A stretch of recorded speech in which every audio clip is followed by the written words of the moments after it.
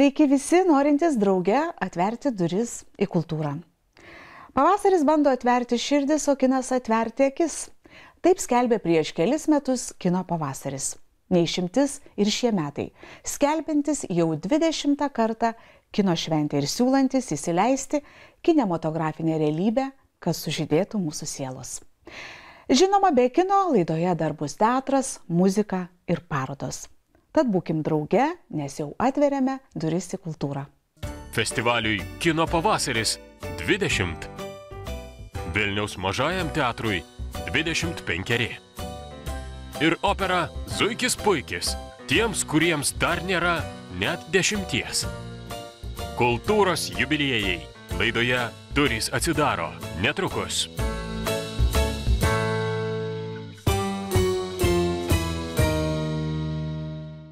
Statistinis 20-metis yra jaunas, aktyvus žmogus. Besimokantis 2. ar 3. kurse, mėgstantis linksmintis ir keliauti, o kartais savaitgaliais grįžti pas mamą. Jei reikėtų apibūdinti 20-metį kino festivalį, ko gero nedaug kas ir skirtusi. Šįmet jubiliejinio kino pavasario bus pilna visur. Kaip jauno guvaus žmogaus, drąsiai prieinančio ir kviečiančio susipažinti. Jei lygintume 20-ąjį kino pavasarį su 20-mečiu jaunuoliu, simboliška, kad jau ateinantį ketvirtadienį savo jubiliejinį gimimą festivalį švęs filmu Mamytė. Atidarymo filmui pasirinktas taip pat jauno Kanados režisieriaus Xaviero Dolano darbas Kanuose pelnė žiuri prizą, o nufilmuotas neįprastų vieno ir vieno kadro kraštinių santykių. Festivalis 20-metis yra lygiai toks pats, kaip yra žmogus 20-metis su neribotom ambicijom, maksimalizmu, noru ir žinojimu, kad gali padaryti geriau negu visi kiti ir mes tą stengiamės įrodyti. Yra du dalykai. Tai yra filmų programa, tai yra žiūrovas intelektualus arba greičiau 3 ir puiki komanda, kuri profesionaliai dirba. Festivalio rengėjai sako, kad norint pažiūrėti visus filmus reikia 13 dienų ir 17 valandų. Būtent tiek 2 savaitės 5 Lietuvos miestuose – Vilniuje, Kaune, Klaipėdoje, Šiauliuose ir Panevėžyje. Įvyks 939 seansai, bus parodyta bene 250 filmų. Šiemet tikrai sulauksim daugybės svečių, tai tame tarpe Oskarų laureatas, 5 Oskarų laureatas Mišelis Hazanavičius, Leo Karaksas, taip pat sulauksim Billy Augusto, Joshua Oppenheimerio, atvažiuoja aktoriai Ali Suliman, Ada Kondesku. Festivalio filmai suskirstyti į daugiau nei 10 programų, tarp kurių ir konkursinės Baltijos žvilgsnis, trumpas konkursas, geriausias studentiško filmo konkursas bei Rytų ir Centrinės Europos kino debiutantus vienijanti programa Nauja Europa, nauji vardai. Šioje programoje Miroslavo Slabošpickio filmas Gintis, pasakantis apie Ukrainos kurčiųjų internatą. Gestų kalba filme nėra verčiama, bet viskas bus aišku net ir jos nemokančiam žiūrovui. Festivalis kaip ir tęsia savo anksčiau sugalvotas programas. Tarp to, ko nebuvo niekuomet anksčiau, tai yra prancūziškos naujienos. Kita naujovė kino pavasario jubiliejui yra Gangsteriai mieste. Programa festivalio favoritai pristato 18 filmų, tarp kurių lietuvių kilmės režisieriaus Michaelio Hazanavičiaus naujausia juosta Ieškojimai apie tvyrančią įtampą tarp Rusijos ir Čečėnijos. Aleksėjaus Germano jaunesniojo režisuotas filmas Po elektriniais debesimis apie 2017 Rusiją. Ši programa apjungia filmus, kurie po savo premjerų keliavo daugiau negu 2-3 festivalius. Tarkim, bulgariškas irgi debiutinis filmas Majos Vitkovos istorinė jausminė drama apie mergaitę, kuri gimė be bambos. Tai šis filmas apkeliavo daugiau negu 60 kino festivalių. Programoje meistrai žinomų ir pripažintų režisierių naujausios juostos, tarp kurių Brito Michael Lee, Ponas Terneris, filipiniečio Lavo Diazo Iš to, kas yra prieš, korėjiečio Kim Kiduko Vienas prieš vieną. Šiemet 4 Oskarus pelnęs Alejandro Gonzaleso Inaritu Žmogus paukštis ir Rusijoje prieštaringai vertinama Andrėjaus Veginsevo drama Leviatanas. Žiūrovams siūlyčiau nedėti lygybės ženklo, kad tai yra profesionalus, garsus kino kūrėjas, tai būtinai geras filmas. Tai žinoma, daugiau tikimybės, bet yra labai daug įdomių, jaunų, neatrastų. Aš tikiuosi, kad būtent mūsų festivalį tie atradimai ir lemia žiūrovų džiaugsmą. Programoje kritikų pasirinkimas ne tik novatoriškos formos juostoje Liuciferis, nufilmuotoje apskritu kadru, bet ir socialiai opos temos. Bene 2/3 visų festivalyje rodomų filmų nagrinėja visuomenės paribiuose gyvenančių žmonių dramas. Tęsiant tada atradimus, tai čia ko gero gausiausia programa kino pavasarėje.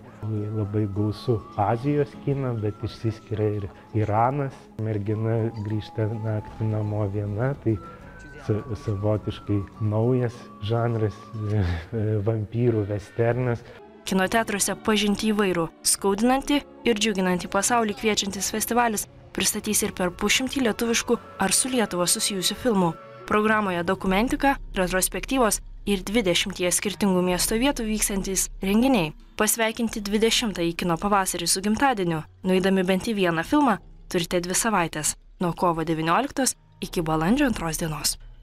1990-aisiais buvo pasirašytas aktas dėl Lietuvos nepriklausomos valstybės atstatymo, visiems žinomas kaip kovo 11-osios aktas. Savaitė iki šio akto pasirašymo buvo įkurtas naujas teatras. Lietuvos Respublikos aukščiausioji taryba, reikšdama tautos valią, nutarė ir iškilmingai skelbė, kad yra atkuriamas 1940 metais svetimos jėgos panaikintas Lietuvos valstybės suverenių galių vykdymas. Ir nuo šiol Lietuva vėl yra nepriklausoma valstybė. Vilniaus mažasis teatras įkurtas 90 metų kovo 2 dieną. Jis vos 9 dienomis vyresnis už kovo 11 dieną atkurtą Lietuvos Respubliką. Praėjusį savaitgalį Vilniaus mažasis teatras šventė 25-metį. Auga ir dabar nauja karta Lietuvoje, taip pat ir teatre auga nauja karta ir atsiranda nauja karta, kurį vėlgi matosi užsidegimas, matosi noras tam teatrui kažkaip tai. Natūralus perinamumas visada būna, viskas vystosi bangom. Taip ir teatras, jis yra su nuopoliais, su pakilimais, vėl su nuopoliais ir dabar tie žmonės, kurie yra teatre, tie jauni artistai, tie vidutinės kartos artistai, jie tikrai yra labai talentingi, gabūs ir manau, kad jie tes mūsų idėjas, mes jų nepaliekam. Vilniaus mažasis teatras įsikūręs Gedimino prospekto 22 name. Ten pat 20-ojo amžiaus pradžioje veikia draugija Rūta, kuri rengia koncertus, paskaitas, taip pat ir teatro vaidinimus. Mikalojus Konstantinas Čiurlionis pastate, kuriame įsikūręs Vilniaus mažasis teatras, nutapė didžiausią savo darbą – scenos uždangą. Šiandien teatro laiptinė puošia šios uždangos motyvai sukurta freska. Lietuviai, kaip mūsų tauta, taip ir žmonės. Aš suprantu, profesiniai dalykai yra svarbiausi, bet žmogiškoji pusė teatre, kaip kas ką besakytų, tai yra labai svarbu. Ypač etapai, kada būna tam tik kažkokies netektis atsiranda, tam tikri nusivylimai, kai reikia išgyventi, kai svajoji, kai kažkokios iliuzijas griūva, viskas. Už ko tu griebies? Vilniaus mažojo teatro pradžia buvo ten, kur dabar yra teatro kasos, pirmajame aukšte. Ten buvo įsikūręs teatro branduolys. Vaidinti spektaklius tekdavo irgi neįprastomis sąlygomis. Čia pačioje, kur dabar yra kasos, ten buvęs pieno baras, dar kas prisimena nuos laikus, ten buvo pieno baras, tai mes vienam kabinete buvom visas teatras, o čia vyko vien statybos ir čia griovimo darbai ir taip toliau, ir žodžiu, bet mes specialiai išėjom iš nacionalinio, ten tik tai vaidindavom mažoje scenoje, nuomodavomės tą mažąją sceną. Vilniaus mažojo teatro trupės branduolį sudaro dar 8-ojo dešimtmečio pabaigoje susibūręs buvusių Rimo Tumino studentų kursas. Taip pat spektakliuose vaidina tokios scenos įžymybės kaip Eglė Gabrėnaitė, Arvydas Dapšys, Gediminas Girdvainis, Sigitas Račkys, Inga Burneikaitė ir daugybė kitų. Vilniaus mažajame teatre vaidina jau kelios Rimo Tumino mokinių kartos. Šita aikštelė tapo ypatinga kūrybinė kažkokia aikštelė, kurioje jauni žmonės gali ateiti ir kurti. Ne tai, kad statyti spektaklius, staigiai juos išleisti, padaryti juos per 2 mėnesius ir kad tai būtų kasiniai spektakliai, o kad tu galėtum laisvai kurti. Tai va šitas, man atrodo, kad yra ypatingas jausmas dalyvauti va šitam teatro procese. Per 25 metus Vilniaus Mažasis teatras žiūrovus pakvietė į 65 premjeras. Žymiausi spektakliai – Vyšnių sodas, Trys seserys, Nusišypsok mums viešpatie, Mistras, Revizorius, Madagaskaras, Maskaradas. Filmavomės ir kažkaip mes radom labai kontaktą su režisierium, visą ko prašau, kažkaip viskas lengva. Sako, jūs iš kokio teatro? Sakau, čia Tumino vis. Tai sako, taigi aš žiūriu, kad labai lengva viskas, sako. Jūs kažkokie kitokie, sako. Antrą kartą su serialė girdėjęs, kai sako. Jūs iš mažojo, jūs, sako, ką čia repetuoti, jūs viską žinot. Ką mes žinom? Naujausias teatro spektaklis Rimo Tumino režisuotas Minėtis. Tai spektaklis pagal iki šiol Lietuvos teatre nestatytą Tomo Bernardo pjesę. Spektaklį žiūrėsite valstybinėme Vilniaus Mažajame teatre, kuriam jau 25. Tik atminkite, teatras nesensta. Dažnai prie jaunos aktorės apibūdinimo atsiranda žodžiai kylanti aktorė. Apie aktorę Aistę Diržiūtę mes sakysime besiskleidžianti aktorė. Juk jaunystė kaip pavasaris, o tam, kad aktorė pilnai atsiskleistų ir sužydėtų, reikia dar tokių pat sėkmingų vaidmenų, kokie Aistei buvo pirmieji, pavyzdžiui, filme Sangailė, kurį turėsime progos pamatyti ir kino pavasaryje. 17-metė Sangailė domisi akrobatiniais lėktuvais ir vasarą leidžia tėvų viloje. Per aviacijos šventę Sangailė susipažįsta su vietinė mergina, visišką savo priešingybę, gyvenimo džiaugsmų trykštančią Austę. Kometa sniege. Austę Alantės Kavaitės režisuotame filme Sangailės vasarą suvaidinusi jauna aktorė Aistė Diržiūtė panašiai savo personažę ne tik tuo, kad taip pat užaugo provincijoje, bet ir tuo, kad jai niekada negana. Turiu tokią dovaną ir didžiausią naštą, besotybę. Ir aš negaliu. Ir aš jeigu pradedu daryti veiklą, kažko domėtis, aš turiu nerti iki dugno. Ir jeigu aš tada nepasijuntu pilna, aš tada braukiu ir einu ieškoti kito dalyko. Ir taip ir buvo su aktorystė. Aš, būdama Vilkaviškyje, aš turėjau labai daug visko išbandyti, kad galų gale pajusčiau tą pilnatvę. Šiandien, kai Sangailės vasaros pasaulinė premjera įvyko Jungtinių Amerikos valstijų Sundance festivalyje, filmas jau spėjo pelnyti kelis apdovanojimus. Pirma, tai vienintelis lietuviškas filmas rodytas šio festivalio konkursinėje vaidybinių filmų programoje ir iškovojęs režisieriai Alantei Kavaitei įvertinimą už geriausią režisūrą. Antra, aktoriai Aistei Diržiūtei suteikęs progą žengti raudonu Berlyno kino festivalio kilimu ir dalyvauti kylančioms Europos kino žvaigždėms skirtoje tarptautinėje programoje European Shooting Stars. Kai mes nuskridom su Julija, pagrindinė aktorė, į Paryžių pergarsint filmų ir kai pamatėm jį, mes supratom, kad jo, gerai. Bent Lietuvoje, Lietuvos kontekste žiūrint, mes negalėjom vertinti pasaulio kontekste, bet Lietuvos kontekste tas temos ir ta idėja ir visa operatoriaus darbas, viskas, gražu. Nors premjeros Lietuvoje gali tekti palaukti iki rudens, festivalis Kino pavasaris konkursinėje programoje Nauja Europa nauji vardai suteiks galimybę išvysti istoriją apie Sangailės, kurią suvaidino Julija Steponaitytė Baimės, jų įveikimą sutikus mūzai prilygstančią Austę, apie artimą draugystę ir meilę užgimusią tarp dviejų merginų. Aktorius negali turėti tabu, visų pirma.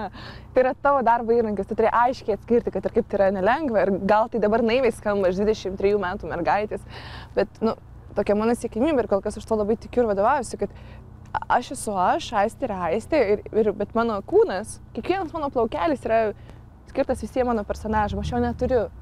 Aistė savo kūną naudoja namie ir viskas, būna tenai ir ar ten išeina pasivaikščioti į gatvę, o personažas jis naudojasi tuo ir tada tau nebelieka jokių tabų.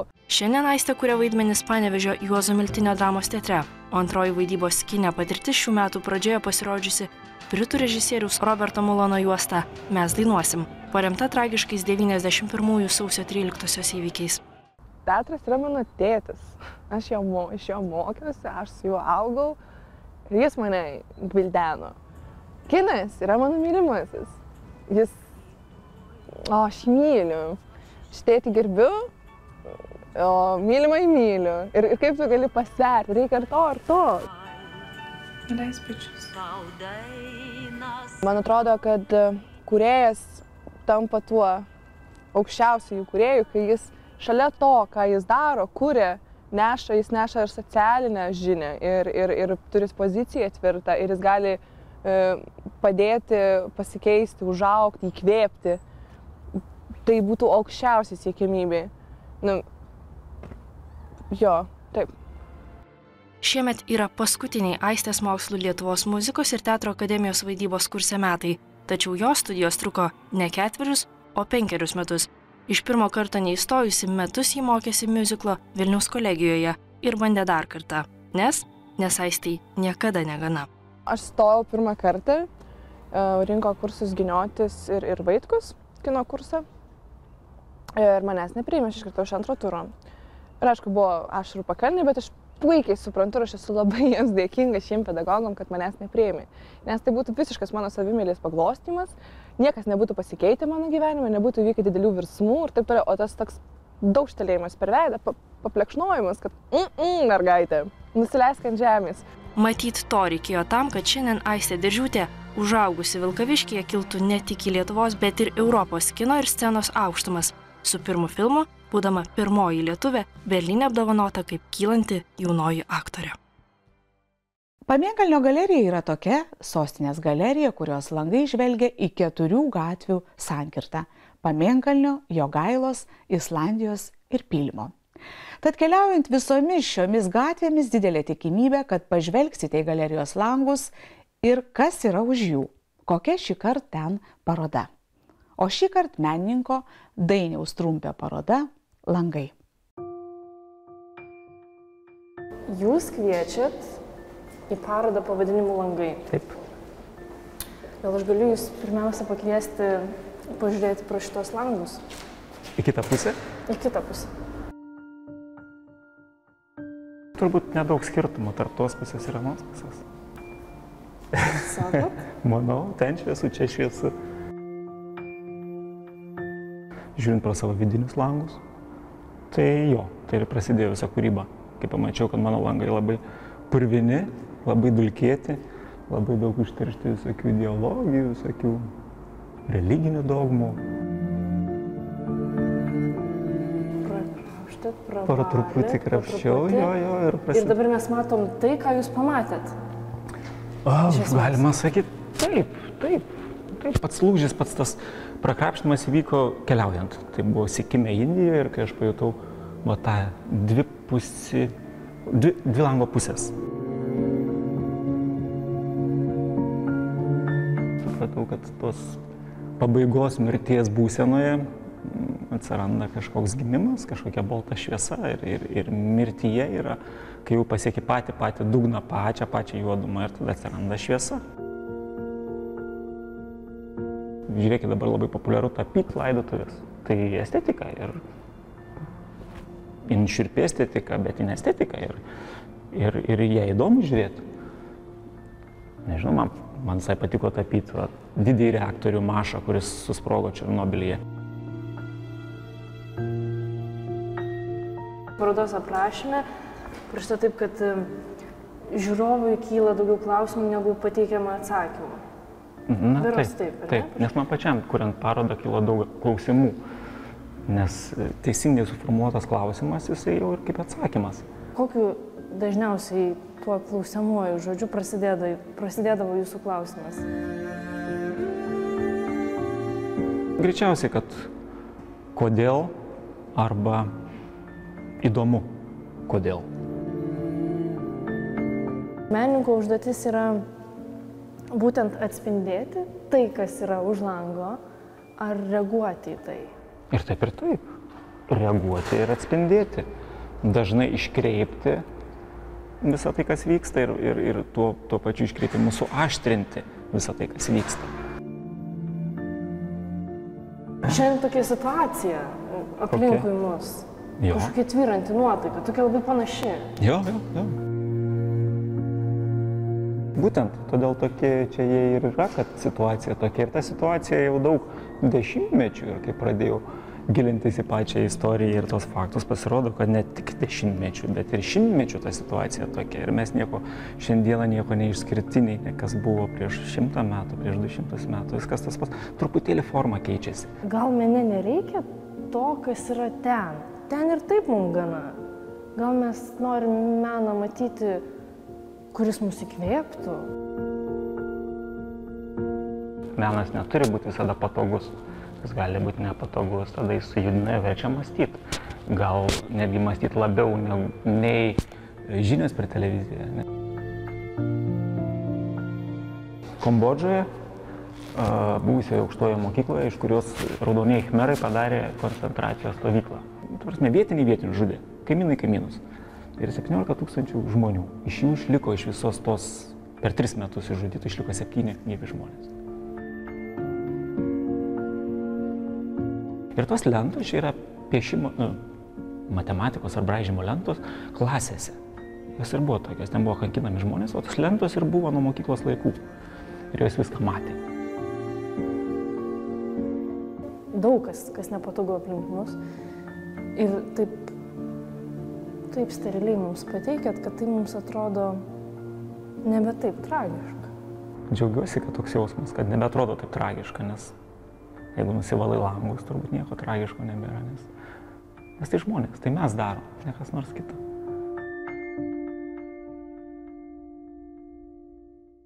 Praėjusiu metu rudenį buvo paskelbtas kamerinės operos vaikams konkursas, siekiantis paskatinti naujų sceninių kūrinių vaikams atsiradimą.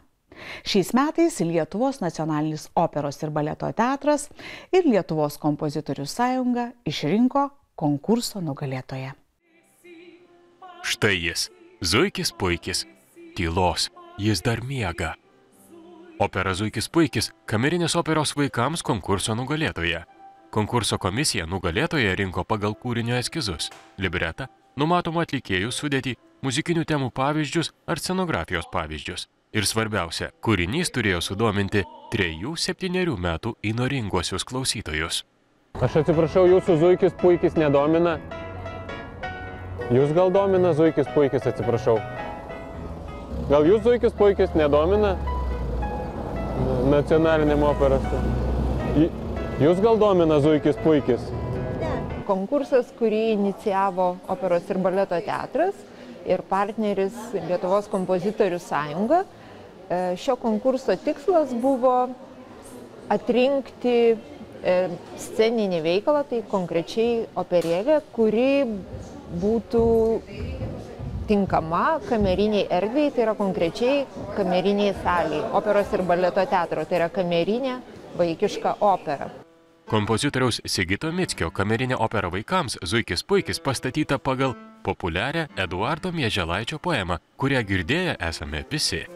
Zuikis Puikis tol miegojo, kol sargiukas nesulojo. Zuikis strykt, akis pramerkė ir pamatė piktą sargį. Domėjausi, kas kultūroje yra padaryta, tai man ne tai, kad patiko, bet aš supratau, ką daro ten BBC, ten tradicija, ne, ten tie visi filmukai, ten dabar ten Paslapčių sodas, ar ten buvo ten prieš tai ten Teletabija, ne, kur viskas vyksta be galo lėtai ir nedramatiškai, ne, o kažkaip taip pasakoja būsenas, ne, tų veikėjų, kad taip lengvai tu pajaustum empatiją, ne, ką tas veikėjas tuo metu jaučia, nebūtinai ką jis daro, tiesiog kaip jis tuo metu gyvena. Operos Zuikis Puikis centre padauža Zuikis Puikis, kurį rūpestinga mama išruošė į mokyklą. Bėgdamas į mokyklą jis išbėgo į mokyklą, nuklydo į lankas, gavo dvejetą ir po to bus geras, tai kaip ir viskas. Scenoje taip pat pasirodys vilkas metalistas, ežys pankas, šuo sargiukas ir svarbiausia, 16 vaikų nuo 9 iki 18 metų choras. Dažniausiai mes dirbam savaitgaliais, nes vaikams reikia eiti į mokyklą. Nu čia jau kalbant apie mokyklą zuikių, tai jau mokykla svarbi yra. Vat, ir po savaitės, tarkim, ateina ir ten jie kažką jau pamiršta. Tai vėl jiems reikia iš naujo priminti. Spektaklyje Zuiki Puikiai skirtingomis sudėtimis vaidins aktoriai Tomas Dapšauskas ir Tomas Pukys. Kitus personažus įkūnys dabartiniai ir buvę Lietuvos nacionalinio operos ir baleto teatro stažuotojai Šarūnas Šapalas ir Rokas Šveisteris, bei Aistė Miknytė ir Vilija Mikštaitė. Kadangi labai daug yra šokio muzikos ir išmokyti solistą, dainininką tiek šokti ir taip, kaip aš norėčiau, buvo neįmanoma, todėl aš atradau tokį sprendimą, kad mokytojai tarsi įgarsina tą filmuką. Jūs gal domina Zuikis Puikis, atsiprašau? Ne? Spektaklis nacionalinėme operos ir baleto teatre. Spektaklis, taip. Kada? Greitai. Jeigu Zuikis puikiai sudomintų, specialiai šiam spektakliui pagaminta per 200 spalvingų pufų, ant kurių Lietuvos nacionalinio operos ir baleto teatro kamerinėje salėje galės įsitaisyti vaikai su tėveliais ir klausytis Zuikio puikio. Operos kūrėjai ją vadina mielu pavadinimu – operėlė. Pamokos ilgumo – miela, šilta operėlė. Zuikis puikis. Jeigu domina. Zuikis puikis ar domina? Spektaklis nacionaliniam operos ir baleto teatre prasideda greitai. Opera nacionalinėme operos ir baleto teatre, o ten. Jūs Zuikis puikis domina? Zuikis puikis. Zuikis puikis ar domina? O jeigu kur nors gatvėje ir kitą kartą išvysite Zuikį puikį, nenustebkite. Galbūt kur netoliese yra nacionalinis operos ir baleto teatras, kur su vaikais nueisite į mielą operėlę Zuikis puikis. Kovo 14 ir 15 dienomis pirmieji premjeriniai Zuikio puikio spektakliai. Štai ir viskas. Tegul pavasarinis lietus nuplauna apnašas nuo mūsų tikrovės ir paskatina atsinaujinti, o kultūra jūsų neapleidžia. Likite sveiki ir iki kito pasimatymo kitą šeštadienį. Sudie. Šį kartą studijoje buvo Vilniaus dailės akademijos studentės Urtės Vasiliauskaitės kurta lentyna Kopečios. Ši lentyna naudinga namuose, kur ne tik reikia tvarkos, bet ir pasiekti svarbius, šiek tiek pamirštus daiktus. Ji gali būti išardoma ir sudedama į plokštumą. Jūsų lentyna Kopečios.